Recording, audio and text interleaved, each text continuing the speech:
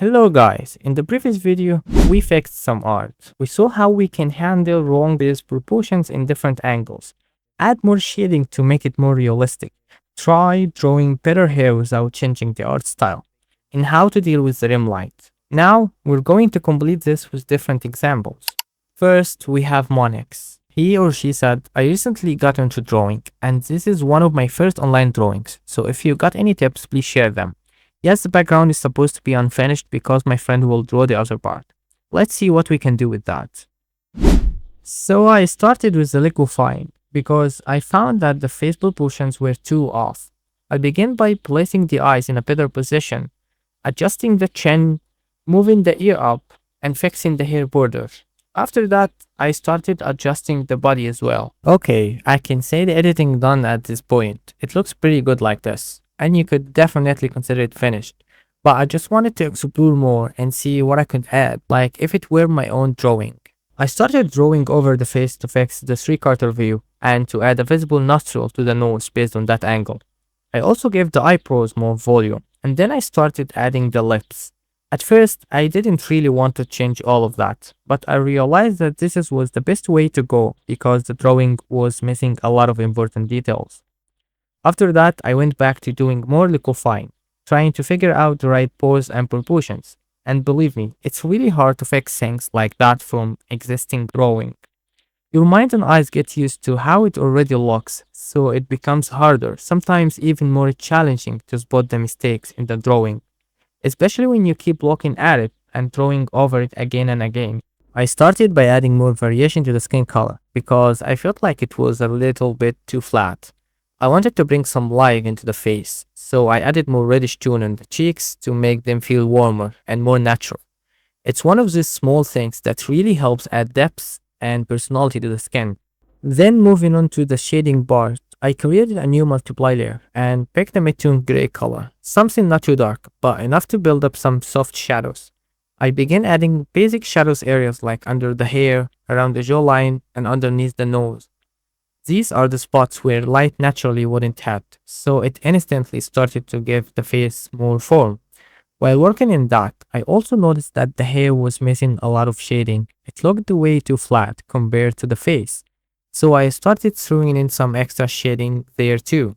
Nothing too detailed at this point, just building volume kind of randomly and seeing what works. But even after all that, I have to admit, I still wasn't satisfied at all.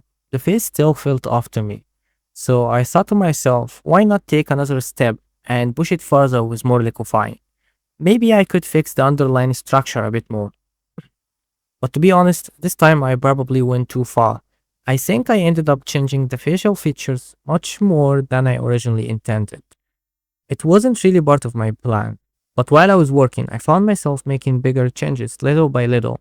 Honestly, at that point, I wasn't exactly sure what I was doing anymore, but I didn't want to stop. I just wanted to experience how much I could get out of this drawing. After doing more adjustments, I started focusing on the smaller details, like refining the shape of the nose and adding more definition to the lips to make them stand out better.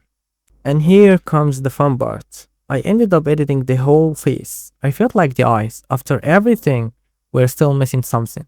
So I moved them a bit and adjusting their pose.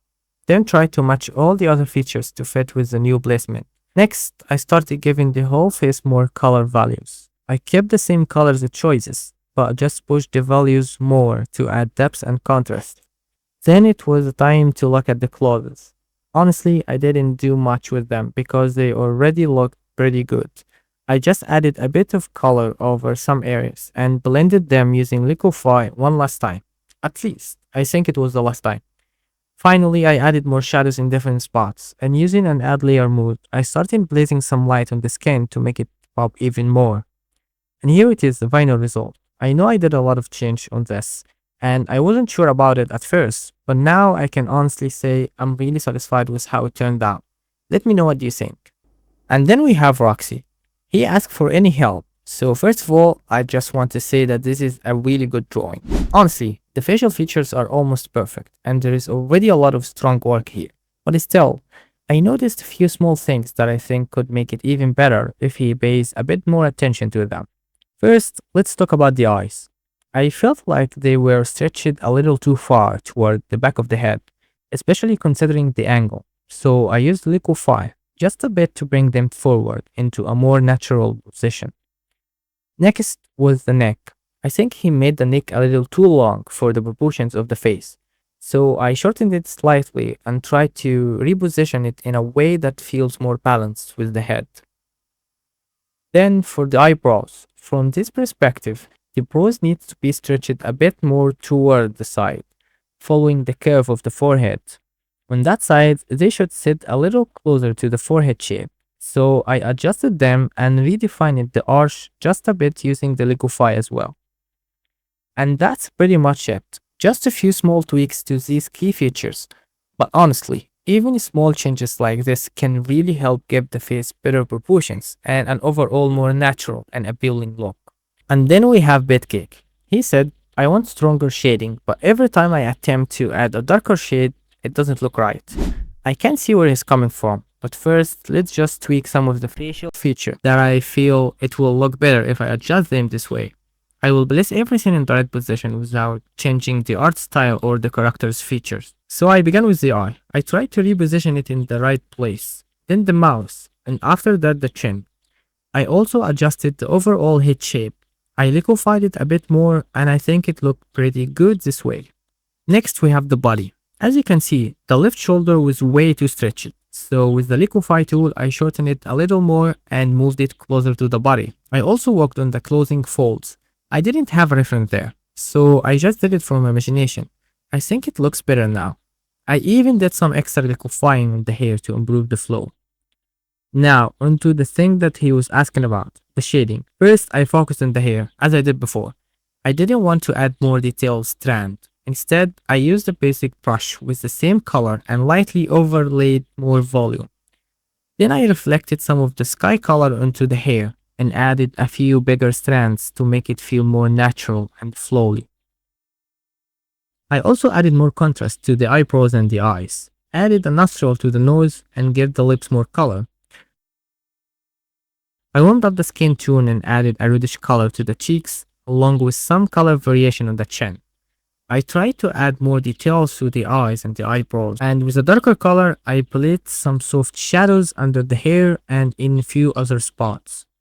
Not just random shadows, more like basic ones on the closing folds and then added more color overall. As for the sky, I really loved how he painted, but I felt it was a bit messy. Generally, clouds are more flowy with big soft shapes, so I used a basic round brush to block in some cleaner forms and then added more shadows. After that, I used a flowy brush to blend it all together, giving it a better texture that looks more like the sky. I also added a bit more color with an overlay brush.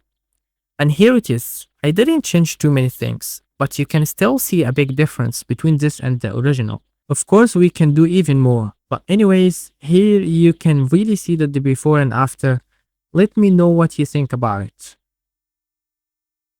And just to wrap this video up, don't forget, this is the part 2 of the series. In part 1, we fixed other artworks, so make sure to check that out if you haven't already. And if you like this kind of videos, don't forget to subscribe, leave a like, and follow me on Instagram. I have all my artwork there. Thanks for watching, and if you have any idea or anything you wanted to cover, just let me know in the comments. Thanks for watching, and I will see you in the next one.